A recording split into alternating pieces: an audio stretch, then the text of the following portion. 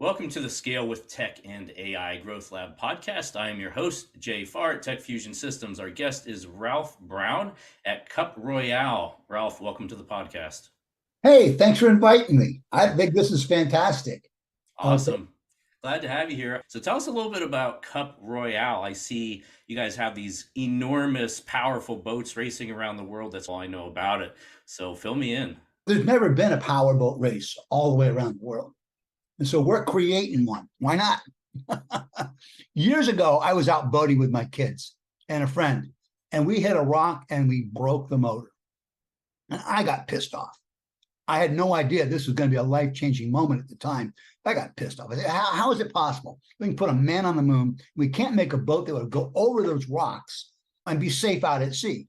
Because usually those are two different problems. The boats that are really good out at sea run aground in shallow water. And the boats that get across the shallow waters tip over and kill people or sink in the ocean.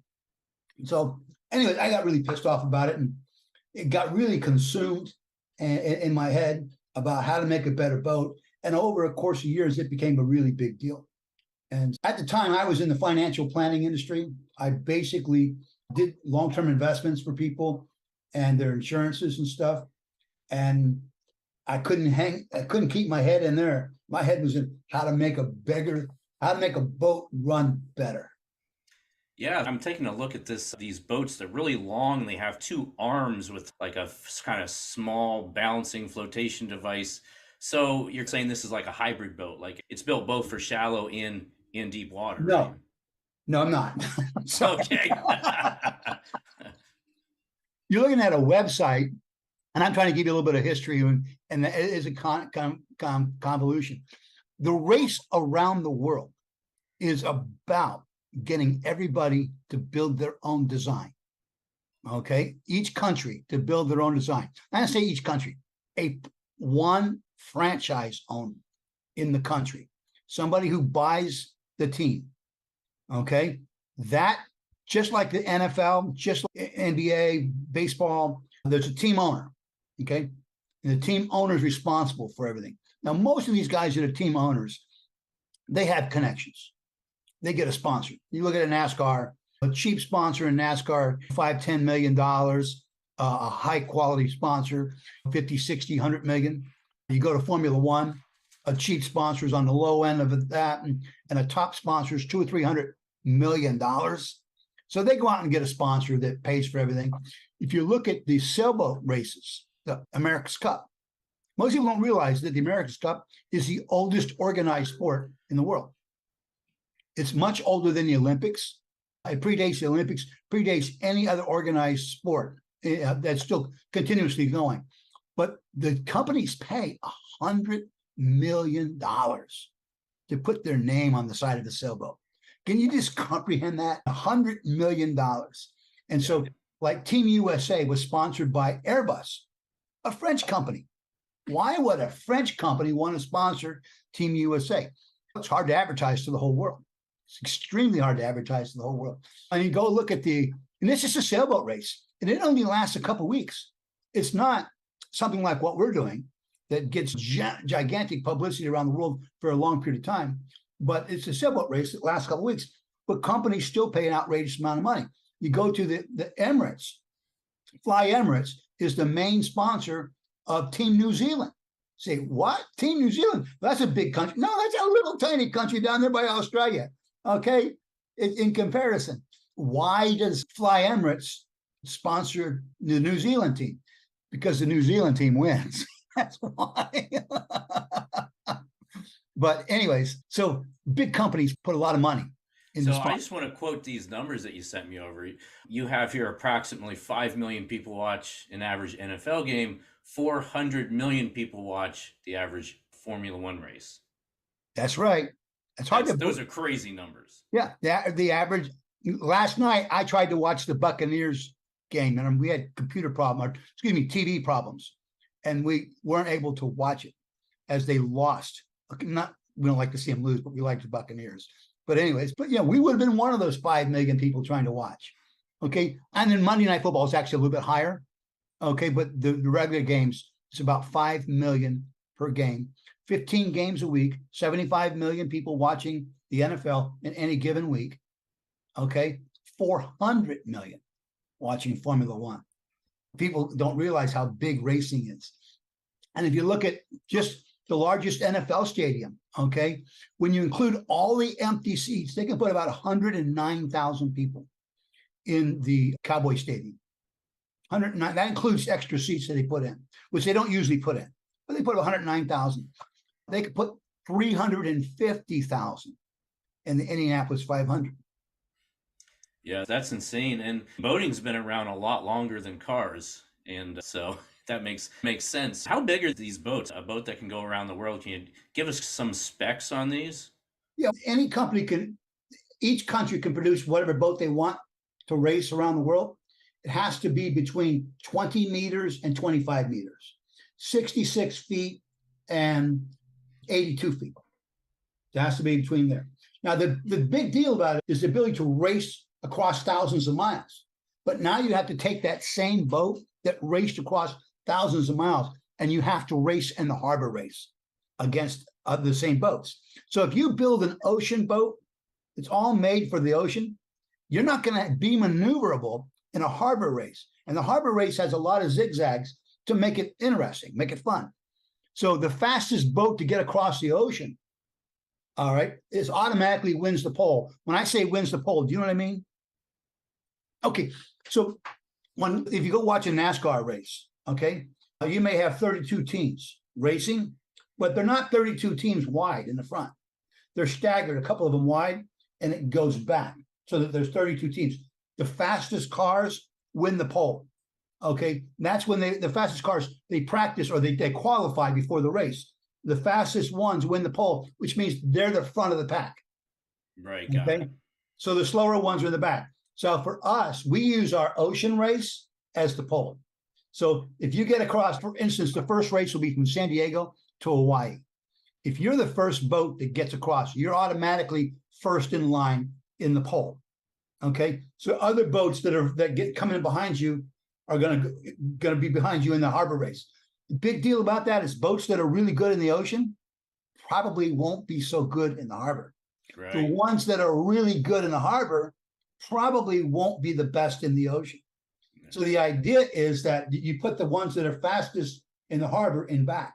They've got to pass everybody up and basically make it more and more competitive. Yeah, there's a lot more engineering and planning and strategy that goes into it that way. Oh, huge. It's all about strategy. Okay. And basically, this comes from the fact that I ran across a way to get a lot of better fuel economy out of a boat than other people were getting. And most people don't realize how horrible the fuel economy in a boat is. If, for instance, you get in your car and you go down the highway, okay, at 70 miles an hour, and looking at you, you're probably more like an 80-mile-an-hour guy. Sometimes. Probably 10 over. Okay. But anyways, the 80-mile-an-hour guy, you get a car, a modern car, you're getting between 20 and 30 miles to the gallon, generally. Right? If you could get a boat that would do 70 miles an hour, which very few can, but if you could get a boat that would do 70 miles an hour, and it had the same range that your car has, about 300 miles. So you got a boat that can do 70 miles an hour and does 300, can go 300 miles. That's a comparison. Okay. If you're not going to get 25, 30 miles a gallon, you're lucky if you're getting 1 mile to the gallon. Yeah. In fact, most of them are getting a lot less than that. Yeah. Water's a lot thicker. There's a lot more drag than air. Yeah. Yeah. And they don't roll. And so it's a lot more drag, it's a lot harder to make a boat go fast. So basically the whole idea here is we want the world to produce more efficient ships. Now, if you, just to give you an idea, shipping hasn't really changed since 1957, the last major change in the propulsion system of ships. 6% of the world's fuel, 6%, okay? To give you a comparison of what that, think about that for just a minute. The United States represents 4% of the world's population. Okay, so I'm talking about just in comparison to the population of the United States versus the rest of the world. 6% of the world's fuel is used for shipping. 90% of all trade takes place by ship. And there hasn't been a significant change since 1957, 65 years. Now, not because there aren't good ideas. There's plenty of good ideas out there. In fact, there's a cruise company that decided to make a hydrogen-powered cruise ship. Now, it caught fire, and that probably doesn't encourage a whole lot of people to go on. Probably not. I remember the idea of using hydrogen for fuel has been around for a long time. Of course, it's being fought tooth and nail by petroleum companies and et cetera, et cetera. And of course, there are dangers as well, but probably it's a very viable option if it was done correctly. But you're right, there's a lot of pushback, and when something like that happens, it's very discouraging. So hard to Well, get support. a naval architect builds a ship for 25 years. Okay, that's the plan, 25 years. And at the end of that 25 years, you can't get insurance on it. That ship may work perfect. Everything may be perfect, but nobody wants to insure it. If you can't get insurance on it, no harbor wants you to bring it in. Because if you bump something, you just touch and just bump, you've got massive amount of mass, massive amount of weight. Yeah. This sounds too common. Massive amount of weight there and momentum. And it just touches things. It destroys docks, destroys piers, destroys boats, destroys bridges. In fact, here in Tampa Bay, about 35 years ago, we had one of them running into one of our bridges down here. And it took the bridge down. I think it killed 32 people. And so basically, if you don't have insurance on a big ship, okay, they won't let you bring it in the harbor. After 25 years, that's why they take them to the scrapyards. You look at these, you see these scrapyards, beautiful ship, they're going to run on the ground and cut it up in pieces and sell it. Yeah. Okay, because nobody wants to insure it. And because nobody wants to insure it, you can't use it. And so consequently, no naval architect wants to take the risk. You've got a couple $100 million sitting out there, and you got to pull it out of the water and change something because you decided that you wanted some new technology, a new idea. So there has to be a proving ground. Mm-hmm. Yeah, the conditions for innovation are not really there, like you're describing, like the insurance, the length of time it takes, the liability. And so basically one of the things that you're accomplishing with CupRoyale is encouraging innovation in kind of a small testing ground. Yes, a proving ground. Have you ever heard of Evinrude Outboards? No. It's the oldest manufacturer of outboard motors in the world. It was a U.S. company, got bought out by a Canadian company, but it's one of the largest manufacturers of outboards in the world. And a couple of years ago, they came out with this really great engine called the E-Tech. And they said it did this and this. It was the greatest thing you can imagine. Okay. And they really sold a ton of them. They found out a little bit later that they broke. All these new ideas broke. And they ended up with all these massive warranty claims, and they just shut the doors just recently. They just shut their doors down, the oldest manufacturer. So had they had somewhere to prove this to the whole world, how well it was, how strong it was, and it wouldn't break down in a 50,000-mile race.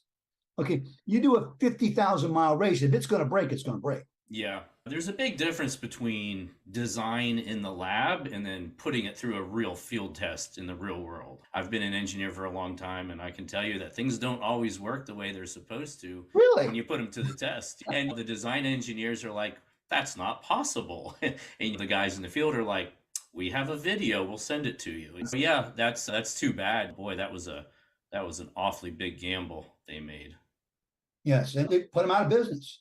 It's that simple. And it's pretty sad when it's the oldest manufacturer in the world. When you think about that. I hold 4 world records in boating. They're all extreme powerboating records, including, so I developed that boat I was telling you about that could run in super shallow water. And I said was safe on the ocean. And people, I'm not saying everybody should use them in the ocean, but I'm saying if you get stuck in the ocean, you should be okay. All right. People laughed at me. So I took one from North Carolina to Bermuda, and then Bermuda to New York, which Bermuda's an island 700 miles off the coast of North Carolina. And the Coast Guard tried to catch me. I slipped between them and got out there. They made a big deal about how unsafe it was.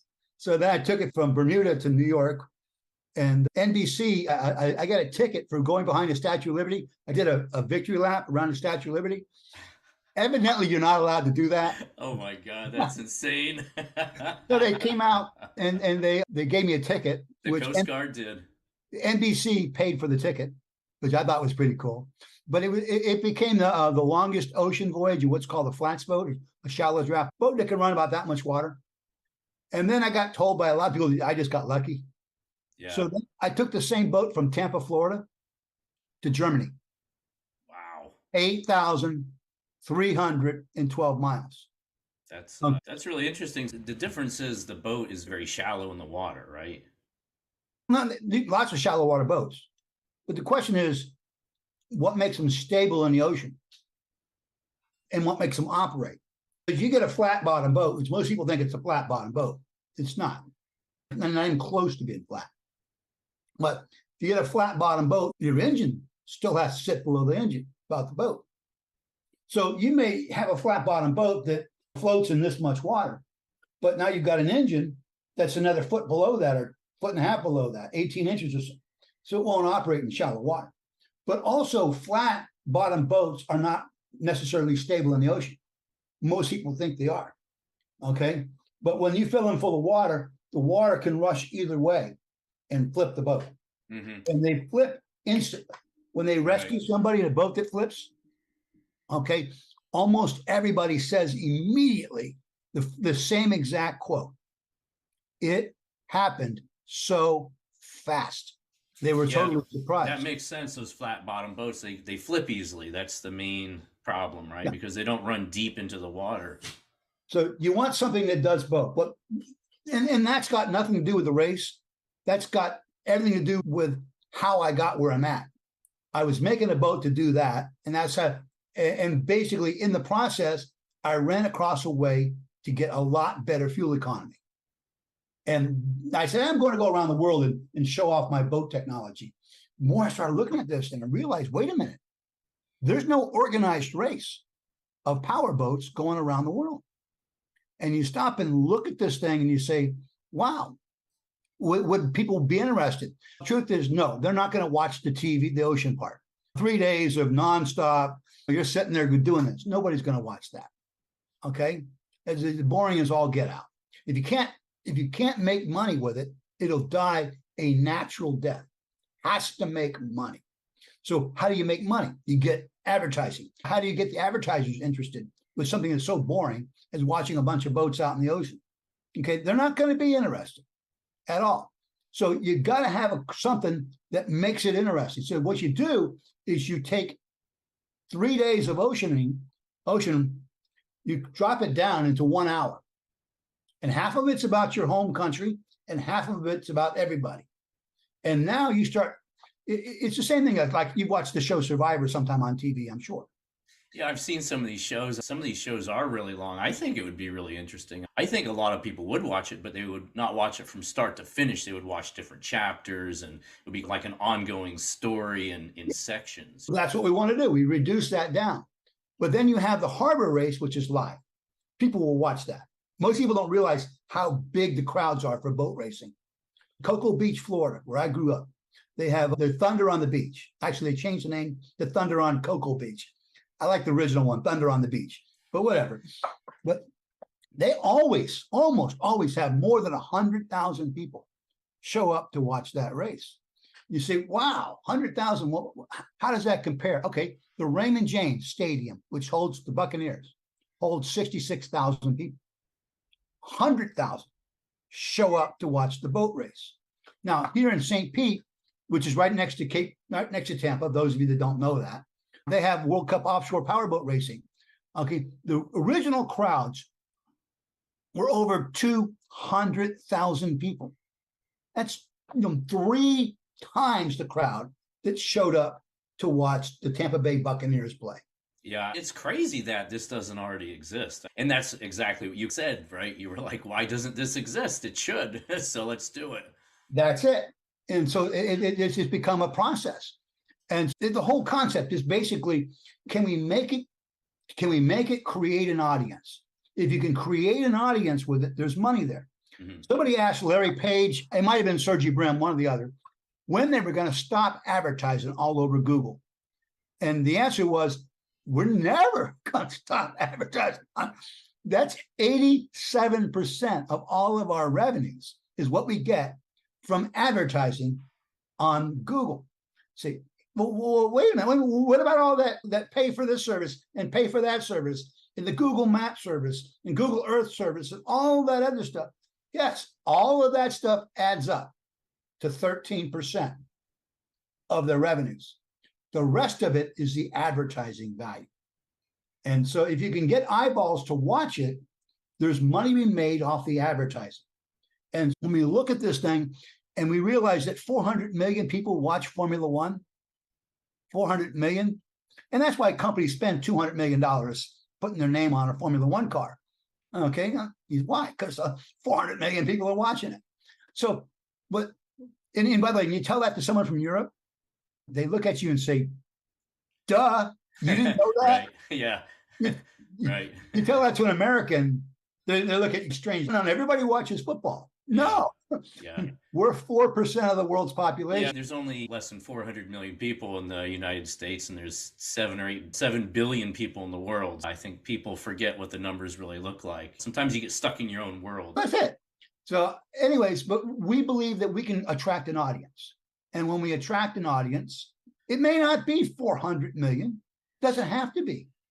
They sell a lot of beer commercials to the 5 million people watching the NFL. And I think we could get more than that. Yeah, I have no doubt it's going to be extremely popular. I would watch it, and I don't watch hardly any television, so that's a good sign. You'll want to know what's going on. Okay, you will, and that's my opinion. So with a lot of these sporting events, the minor league events and different things, they don't do a good job of territorial rivalry. And that's an extremely important factor. Okay. Just about anywhere in the United States where you live, generally you're going to root and cheer for the team that's closest to you. In most cases, I grew up in Cocoa Beach, Florida. There's no team over there. All right. We rooted for Miami Dolphins. That was back then. There wasn't a Tampa Bay Buccaneers and there wasn't the Jacksonville Jaguars. They didn't exist. We rooted for the Miami Dolphins. Larry Zonka. Okay, going way back. I know you probably don't remember those days because you look a little bit younger than me. I don't watch sports, honestly. You don't watch football? No, couldn't care less. I love football. That's okay. That's cool. I'll watch it. If I'm at a party or something, I'll watch it a little bit. I just don't have that much interest. Oh, I love it. Okay, absolutely love it. Anyways, but we watch them. But you find out that people cheer for their home team. Yeah. They just do. Yep. Doesn't matter. You move to New England, almost everybody in the New England area is going to cheer for the Patriots. There are exceptions. You go to California, almost everybody's going to cheer for one of the California.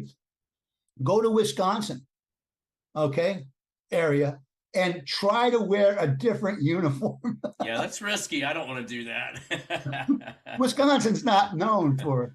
A couple of years ago, I was doing a family trip and kind of a business trip and a family trip mixed together. And I had a big red Tampa Bay Buccaneers jacket, and we were staying in Philadelphia. I had forgotten that the playoff game was scheduled in Philadelphia, and it was the Buccaneers against, the New England, the Philadelphia Eagles, just like last night's game, the one. And so I stepped into the elevator, and I've got this big red Buccaneers jacket on. And I look around the elevator and it's full of people wearing Philadelphia Eagles stuff. I'm thinking, oh no, I'm going to get beat up before I get some dirty looks, maybe. Oh man, nobody touched me, but I'm thinking, oh man, I'm going to get beat up. So how does this race work? So you got 50 teams, or is that the plan? That's the plan. Where are you at with actually the first race? What's the trajectory look like? The first race will take place 18 months from funding. We're still putting together the capital. Okay. The first race will go from San Diego around the world back to San Diego. Now, we may move it, but currently we're planning to use San Diego. The reason for it, we can use it any city we want, as long as you come back to the same city. And of course, the city's got to have access to the ocean. But you can even use Chicago for that matter. Okay. And most people think of Chicago as if you've never been there, okay, you think all this stuff in the news about how crime it is, crime central. But if you get downtown Chicago, it's a beautiful city on the water. I used to live on the outskirts, and it's a beautiful city on the water. And they got a lot of really great stuff going on. It could be there, it could be somewhere else. But anyways, but we race around the world and we get back to it. Now it's going to take us 18 months to put this together, the first team. First race, we will have between 2 and 5 teams. That's all. Won't be a big deal. The following year, we're hoping to have between 5 and 20 teams race.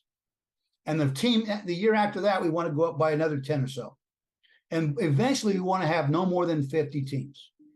And that's the goal. You say there's 206 countries. Well, what about the other 156 countries? They get a team? No, they don't.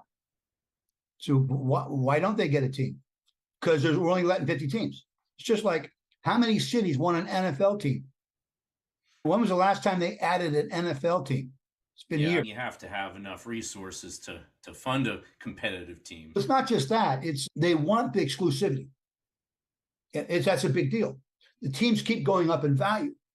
For instance, a few months ago, they sold the Denver Broncos for $4.65 billion.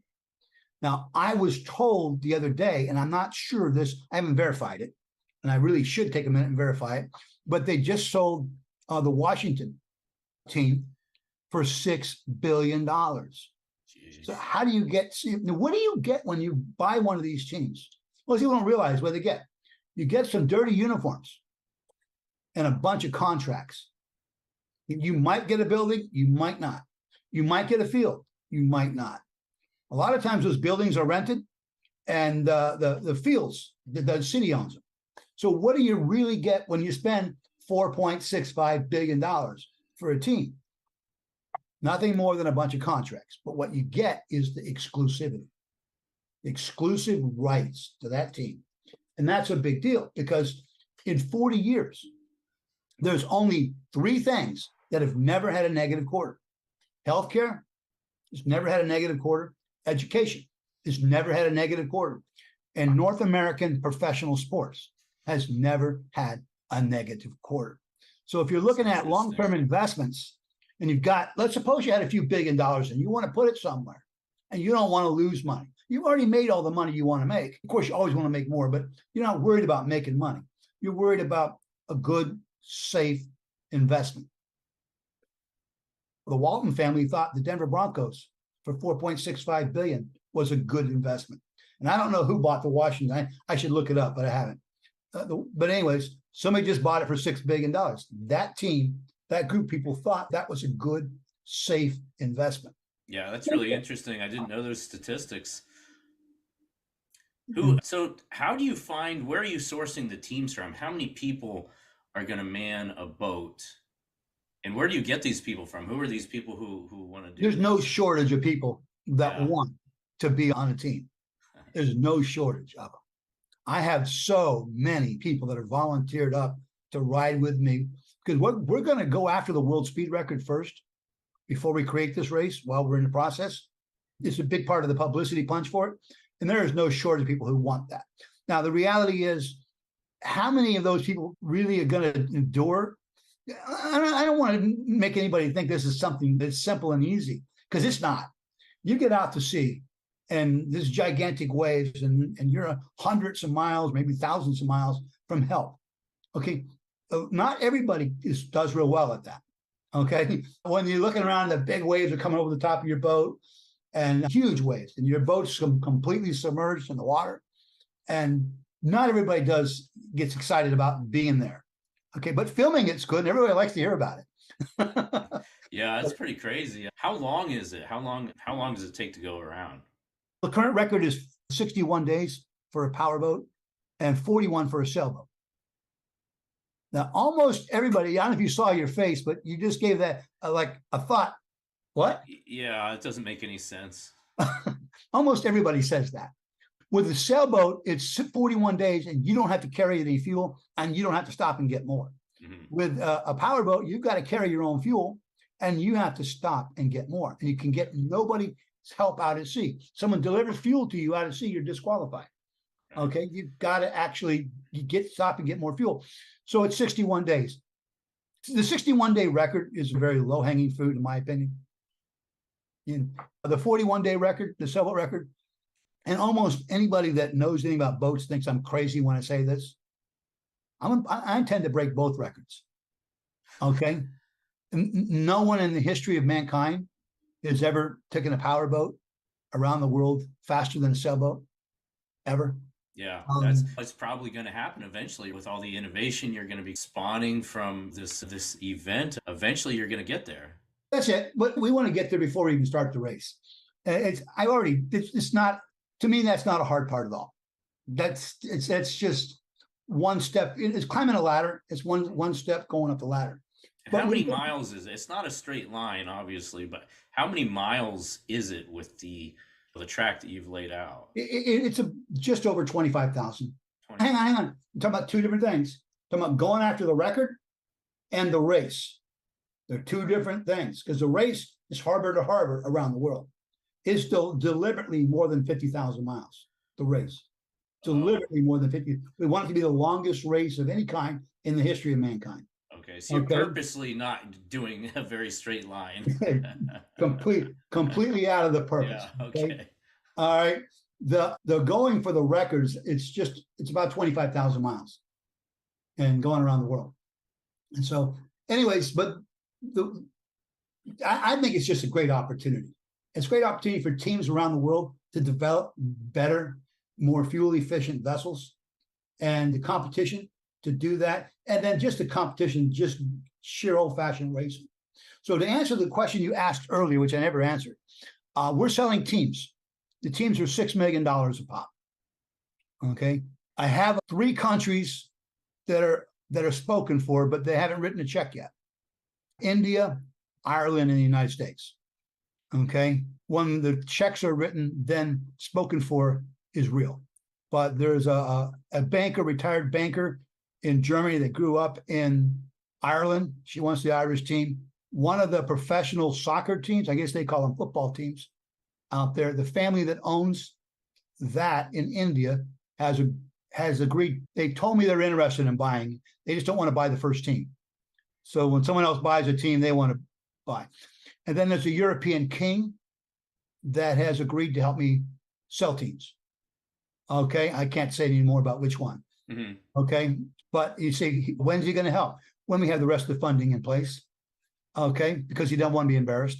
Right. That kind of a thing. So we how have are you doing your outreach? How are you connecting with these people for the funding and the purchasing and all of this stuff? There's a lot of, that's a huge answer to a short question, but there's steps in the process and the whole thing. And the first steps, we're still going through the hardest steps right now. And so over the weekend, I did get an offer for $2 million from a group to come on board. I haven't yet gotten the money, but we're going through paperwork right now. And that just happened just this weekend. And hopefully they come on board. And then once they're on board, we have I don't think I can use their name in a podcast at this point, but one of the bigger investment banking firms that's done $300 billion, that's the Securities and Exchange Commission says they have a clean record and they've raised $300 billion. They told us they want to bring us 100 million. But they will not help us until we get the next step.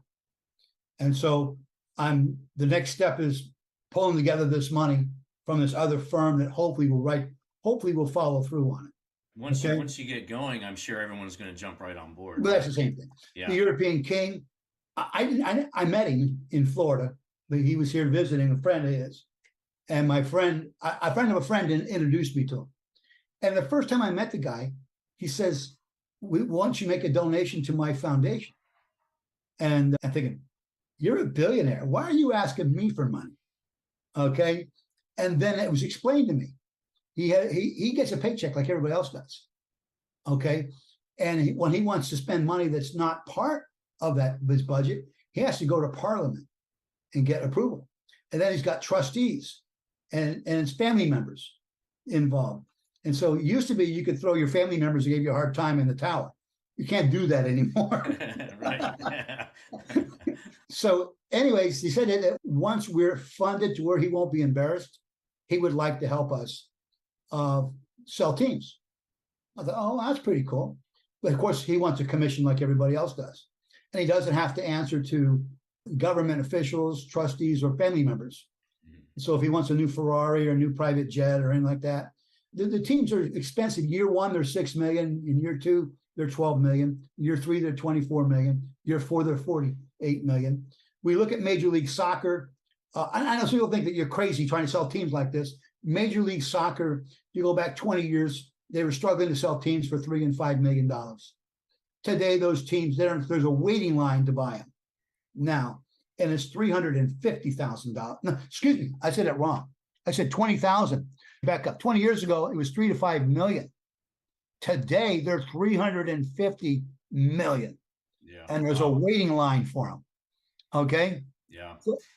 That's interesting. And that's why you see all these deep pocket people buying up teams. It's a solid investment. It's just, yeah, North American sports has never had a negative quarter. It doesn't mean some of the minor leagues haven't had bad years. But when you talk about the top tier, the top tiers never had a negative quarter in 40 years. Right. And so they don't lose money, they make money. So we're gonna know the status. We're gonna find out what the date's gonna be for this first race and all your events. I'm guessing right on your website, CupRoyale.com. Yes. Yes, you can find that there. Follow us on LinkedIn, Ralph Brown, CupRoyale on LinkedIn. And anyways, you didn't ask me any questions about AI. I actually wrote down answers about AI in advance. I thought through it. You know what? I will ask you if you want to share with us some of the tech that these boats and the teams are going to use to go around the world safely. And is there any offshore assistance, or are they just isolated to the boats? Okay. What are the restrictions? We're building 2 vessels. These are 200-foot long aircraft carriers. They carry a seaplane and a helicopter. Okay, they're designed to be fast, efficient vessels. One of them takes off a day and a half ahead of everybody. They leave. Because most of these legs, as you go around the world, are about 3,000 miles.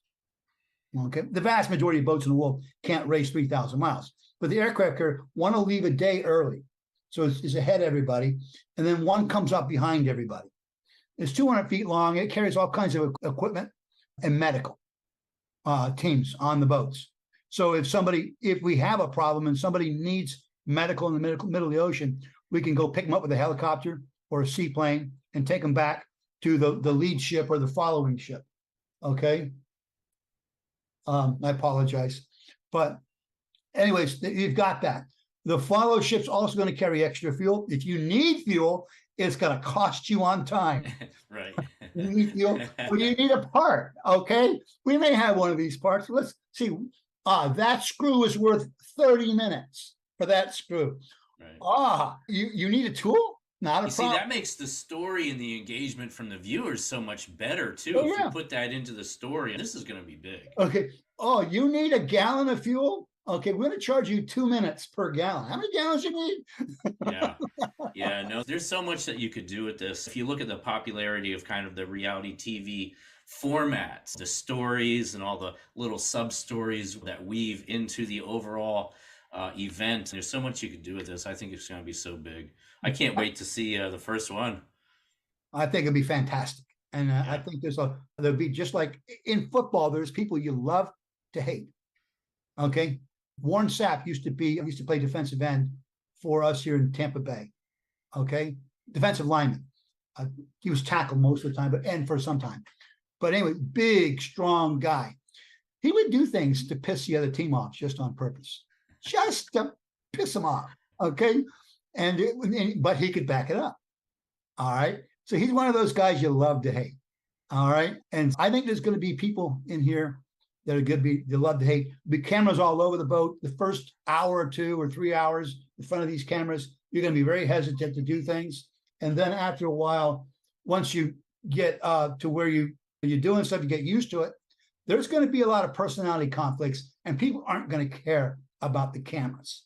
Okay, right. Once they get used to them. Yeah, and that's so big for viewer engagement too. Yeah, that's part of it. So there's so many awesome elements of this.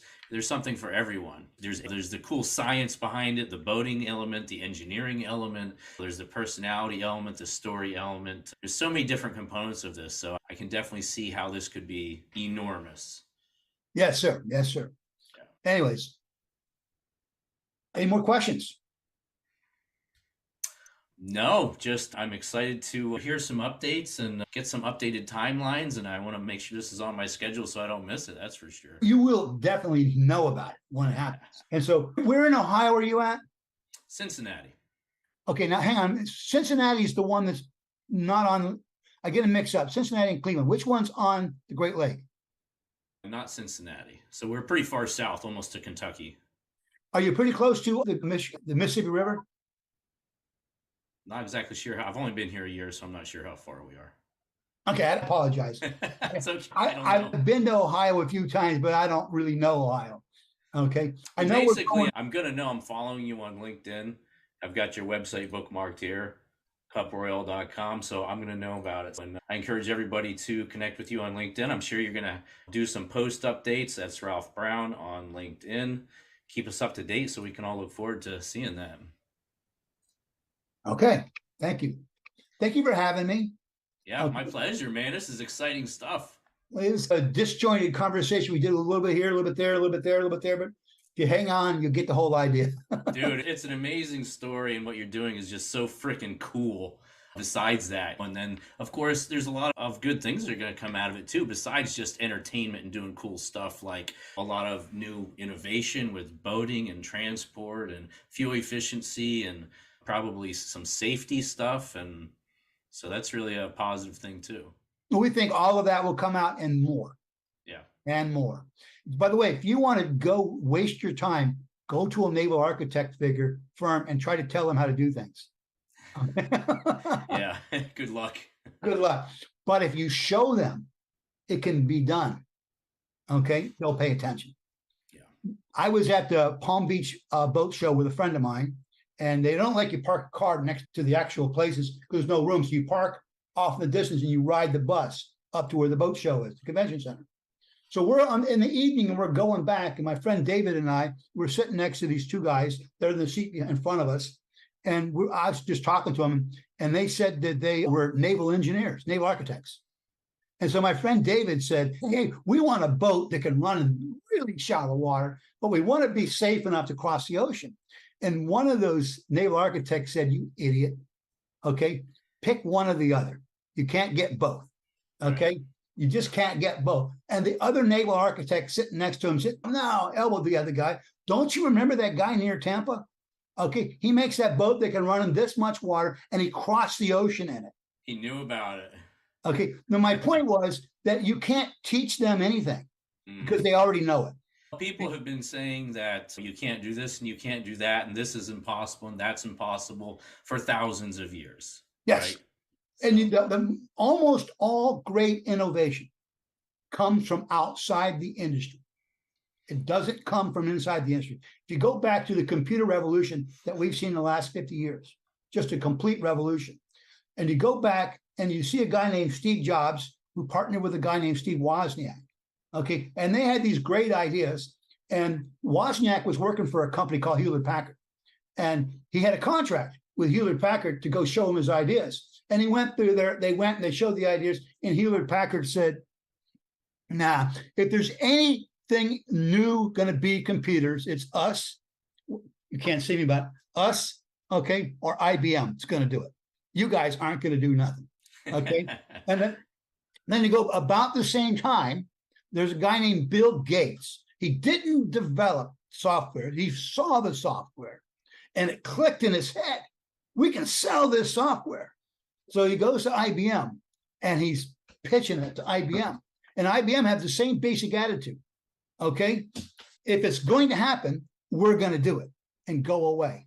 And they actually got rid of Bill Gates the first time. Told him to go away. Now his family members got him back in, okay, because he had family members that were well connected. But originally went on his own. But their attitude originally was, if it's meant to be, it's going to be us. We're IBM. We're Hewlett-Packard. No, but those are two guys. A little bit of ego getting in the way there. We can go all the way back to the Wright brothers. Everyone laughed at them. You guys are freaking crazy. Human beings can't fly, right? Yeah. You could go back and back thousands of years. Yeah. But usually the newest and best innovation comes from outside the industry because they're willing to look at new ideas. The highly educated in the industry they've already taught, they already know all the ideas. They don't need new ideas. Mm. And we believe that there's going to be a lot of new ideas that come in. I don't know whose ideas they are, whether they're my ideas or someone else's ideas. Okay, I guarantee a bunch of them are going to be someone else's ideas. But there's going to be great ideas that come up. And when the great ideas come up, that's what we want. We want new ideas. We want things to make things better. And we want old-fashioned competition, because I like to race. I don't know about you, but I like to race. By the way, when I'm racing, I like to win. That is the goal. Yeah, I I love it. like to win. I love it. I love it. Fantastic close, Ralph Brown CupRoyale. Thank you so much for sharing that with us, and your vision and your plan for this. This is going to be huge, and I can't wait to see it. All right. Thank you so much.